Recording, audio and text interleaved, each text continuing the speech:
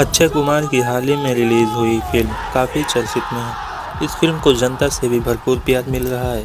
लेकिन क्या आप जानते हैं कि इस फिल्म में दिखाई गई घटनाएं असल ज़िंदगी से इंस्पायर्ड है? अगर आप फिल्म नहीं देखी है तो आप भी इस फिल्म को देख सकते हैं। इनफैक्ट आपकी क्यूरियोसिटी और भी बढ़ जाएगी दिखाए गए रियल इंसिडेंट को देखने के बाद। आखिर कैसे जसवंत सिंह अकेले 65 लोगों की जान बचाते हैं मरने से?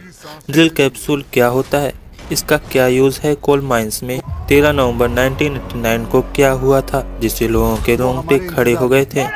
320 फुट नीचे फंसे 65 माइन वर्कर के साथ क्या हुआ था? आखिर क्या हुआ रानीगंज में जिस पर एक फिल्म बनाई गई? आइए जानते हैं आज की इस वीडियो में। जसवंत गिल का जन्म पंजाब में सठियाला गांव अमृतसर में हुआ था 22 नवंबर 1937 में। पंजाब के खालसा कॉलेज में पढ़ाई के बाद में Indian institute of mines Dhanbad से माइन इंजीनियरिंग के रूप में अपना कैरियर बनाया। इनका कोल इंडिया लिमिटेड में एक प्रेस्टीज कैरियर था जहां वे रिटायर हुए धनबाद में इंजीनियर इन चीफ के पद से। ड्यूरिंग इन हिज कैरियर एक ऐसा इंसिडेंट हुआ उनकी लाइफ में जो कि चेंजेस नहीं थे बल्कि कई लोगों की जिंदगी का सवाल था। 13 नवंबर 1989 को 220 कोल माइन में काम कर रहे थे जिससे विस्फोट हुआ। ऐसा माना जाता है घटना से पहले बंगाल में भारी बारिश हुई थी और बड़े हिस्से में पहले से ही बाढ़ आ गई थी। एक मजदूर ने गलती से ऊपरी छोर पर छू लिया था और कुछ ही मिनटों में पानी तेजी से आने लगा और काम कर रहे सभी लोग घबरा गए। थी अस्त व्यस्त हो गई। उनमें से कई लोगों ने ऊपर पहुंचने के लिए लिफ्टों का इस्तेमाल किया, लेकिन 2-3 सवारी के बाद लिफ्ट को रोकना पड़ा क्योंकि सॉफ्टवेयर डाउन हो गया था।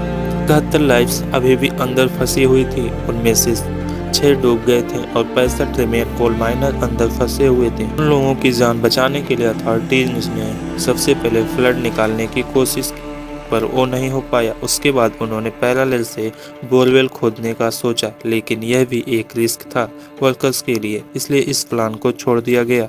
फिर भी उन्होंने किसी तरह ट्रैप्ड कोल माइनर के पास एक बोरवेल खोदा ताकि उन्हें भोजन और पानी मिल सके।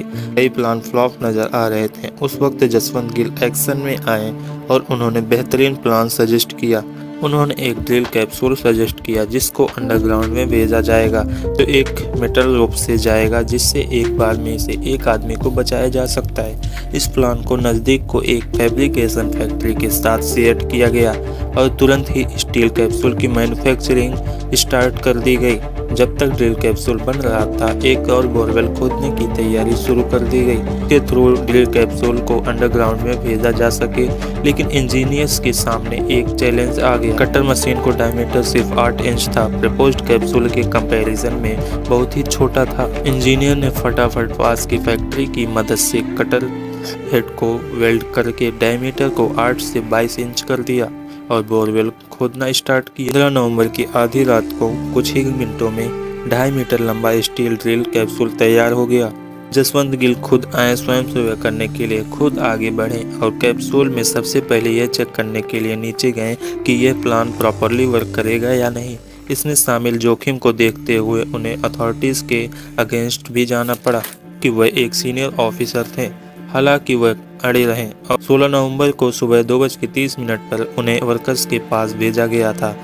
वर्कर्स की स्थिति को देखकर उनकी हार्ट बीट और भी बढ़ने लगी। उन्होंने अपने पास के वर्कर को पकड़ लिया और उन्हें कैप्सूल के अंदर ले गए और ऑफिसर को हथौड़ा मारकर उन्हें ऊपर खींचने का संकेत किया। पूरे दिल से स्वागत किया गया और अचानक सभी को एक बार फिर से जीवित वर्कर को देखकर होपफुल फील हुआ। स्टील केबल जिसे दर्शकों द्वारा मैनुअली खींचा गया था उसको देखने के बाद अथॉरिटीज ने ऑटोमेटिक पुलिस सिस्टम में चेंजेस कर दिया।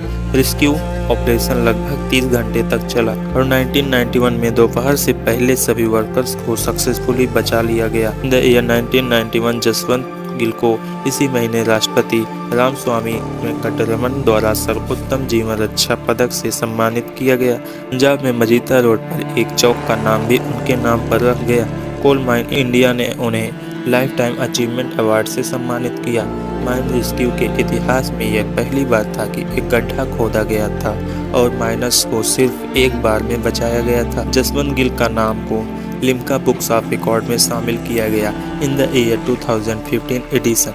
As national record holder for most successful and largest rescue operation in mining history. और ये साहस था जिससे ऐसी भयावह स्थिति में 65 लोगों की जान को बचाया। 6 नवंबर 2019 को हमने कार्डियक अरेस्ट के कारण अपना ब्रेव हार्ट को खो दिया।